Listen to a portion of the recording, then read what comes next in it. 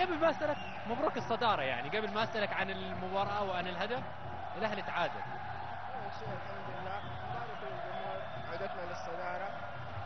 ويعني نحن سعينا للعودة للصدارة من فترة وحاولنا ولحقنا الأهلي، والحمد لله اليوم الأهلي تعطل ولحقناهم وتعديناهم الحمد لله.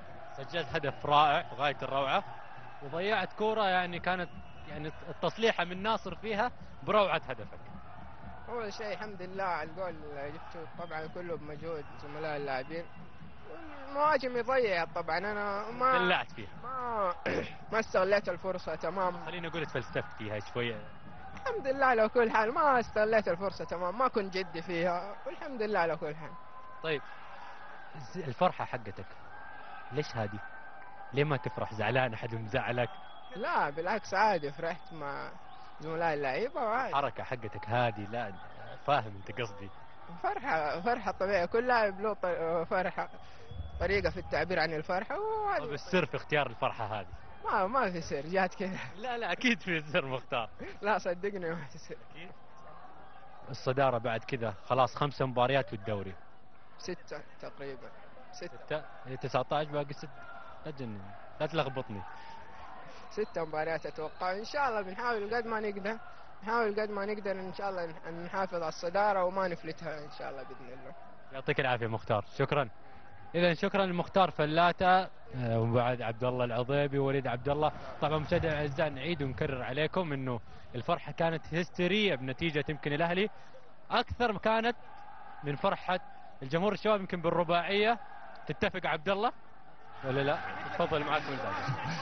شكرا لك عمار. وليد عبد الله واحييك، مبروك لك الفوز. ايضا لعلك من الدقائق الاخيره شاهدت انه كان الجمهور جاء مسج معين بتعادل الاهلي، الشباب يعود الى الصداره من جديد.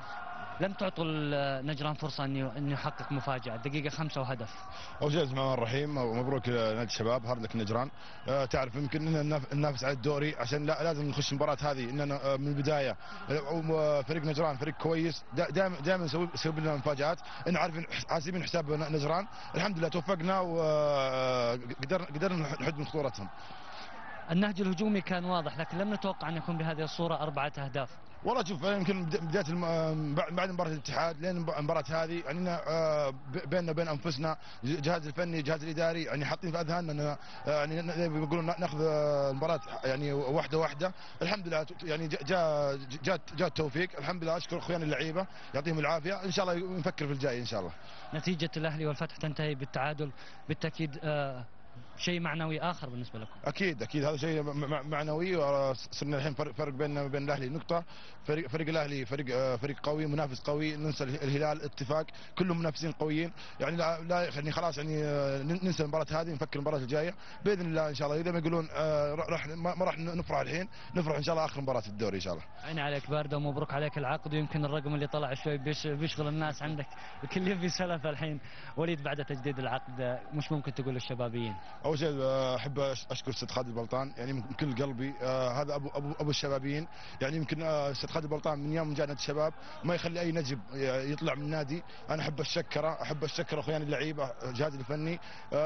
ان شاء الله باذن الله يكون يعني سنه جديده نادي الشباب بطولات باذن الله. انا زي ما اقول بوعد الجمهور الشبابي، اوعد نفسي قبل ما اوعد الجمهور الشبابي اني ان شاء الله اسوي اللي علي والباقي على سبحانه وتعالى. واحب ان شاء الله صديقي الامير فيصل بن فهد، احب ابارك الفوز هذا. اخر شيء بيزعل منك عبده، يقول لك ما تطلع ولا نجم. عبده طلع من الهلال، من الاهلي، من الشباب للاتحاد. والله شوف عبده يعني انت الكل عارف ان ظروف عبده ووضع عبده، لكن عبده نجم كبير، اتمنى له راح نادي كبير زي نادي الاتحاد. بالعكس هذا الشيء يعني انت الكل يعرف ان موضوع عبده موضوع عبده. بالعكس ان كلاعيبه كان ودنا عبده يجلس، لكن هو اتخذ نادي الاتحاد. اتمنى له التوفيق، وعبده ان شاء الله نشوفه قريب في المنتخب وفي نادي الاتحاد ان شاء الله. ذكرتك فيه بس عشان ما يزعل عليك. مبروك وليد. لا عادي، هو ترى على فكره العقد اللي طلع مو ترى مو 400. لا ترى 400.